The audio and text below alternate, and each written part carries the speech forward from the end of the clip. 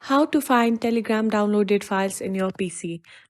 Hello everyone, welcome back to our channel. If you're having trouble finding your downloaded Telegram files on your PC, you're in the right place. Today, I'll show you how to easily locate your Telegram downloads no matter what, so let's get started.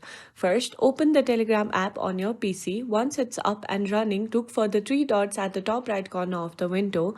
Click on those three dots to open a menu and then select Settings. This will take you to the settings page where you can adjust a few things. Now, go to the advanced option. Here, you will see the download path. Click on that to choose where you want your downloaded files to be saved. Make sure to select a folder that's easy for you to remember.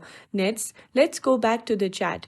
You can save any image, folder, or file in the chat. For example, I'm going to save this image right now.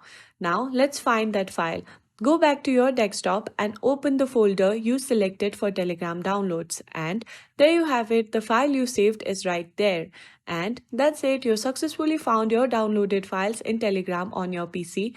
If you found this video helpful, please give it a thumbs up. Don't forget to subscribe to our channel for more informative content. Thanks for watching and I'll see you in the next video.